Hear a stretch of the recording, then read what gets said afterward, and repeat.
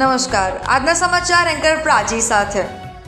ભરૂચ જિલ્લા પોલીસ દ્વારા અંકલેશ્વર જીઆઈડીસીમાં આવેલા ડાયમંડ ચિલ્ડ્રન થિયેટર ખાતે એનડીપીએસ એટલે નાર્કોટિક ડ્રગ્સ એન્ડ સાયકોટ્રોપિક સબસ્ટેન્સીસ અધિનિયમ અંગે આ જનજાગૃતિ કાર્યક્રમ યોજાયો હતો. ઉપસ્થિત મહાનુભાવોના હસ્તે દીપ પ્રાગટ્ય કરીને કાર્યક્રમનો પ્રારંભ કરાયો હતો.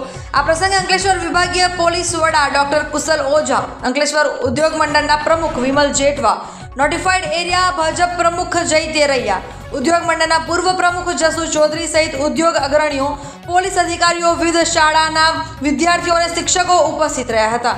ડોક્ટર તરલ સાધુ અને ડોક્ટર બિસ્વા દેસાઈએ ડ્રગ્સની અસરો અંગે વિસ્તૃત માર્ગદર્શન પૂરું પાડ્યું હતું.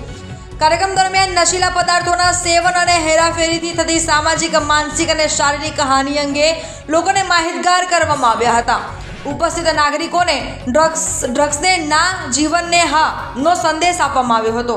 એનડીપીએસ એક્ટ 1985 હેઠળ ડ્રગ્સના કબજા, સેવન, ઉત્પાદન અને હેરાફેરી માટેની કડક કાનૂની જોગવાઈઓ વિશે પણ માહિતી અપાઈ હતી. નિષ્ણાંતોએ જણાવ્યું હતું કે ડ્રગ્સ વ્યક્તિના સ્વાસ્થ્ય, પરિવાર અને ભવિષ્યને બરબાદ કરે છે. સમાજને નશામુક્ત બનાવવા માટે દરેક નાગરિકે જાગૃત બની ડ્રગ્સ વિરોધી અભિયાનમાં સહભાગી થવું જરૂરી છે. કાર્યક્રમમાં યુવાનોને નશાથી દૂર રહી સ્વસ્થ અને સુરક્ષિત જીવન જીવવા અપીલ કરવામાં આવી હતી. લોકોને ડ્રગ્સના દુષ્પ્રભાવ અંગે જાગૃતિ ફેલાવવા અને નશામુક્ત સમાજના નિર્માણમાં યોગદાન આપવા અનુરોધ કરાયો હતો.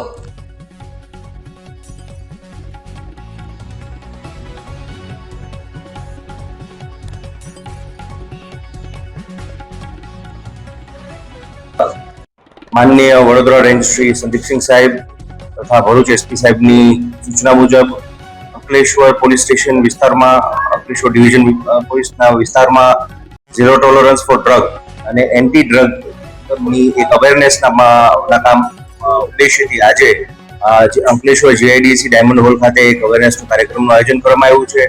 એમાં મુખ્યત્વે શાળા અને કોલેજના પ્રિન્સિપાલ, ટીચર્સ, સ્ટુડન્ટ્સ, પેરેન્ટ્સ તથા તેમને અવન જવનમાં જે પણ લોકો ડ્રાઈવર્સ છે કે જે બસના સંચાલકો છે તેમને અત્યારે ઉપસ્થિત છે અને તેમના ડ્રગ્સ અવેરનેસ અને ડ્રગ્સથી કેવી રીતે દૂર રહી શકાય અને કદાચ કોઈ પણ વ્યક્તિ ભોગ બને છે તેમાં પોલીસની કેવી રીતે મદદ લઈ શકાય અને કેવી રીતે આપણે આપણી સોસાયટીને ડ્રગ્સ ફ્રી રાખી શકીએ તે બાબતેનો એક અવેરનેસનો તથા એક પ્રકારની ડિસ્કશનનો તથા એક ઇન્ટરેક્ટિવ સેશનનું આયોજન કરવામાં આવ્યું છે.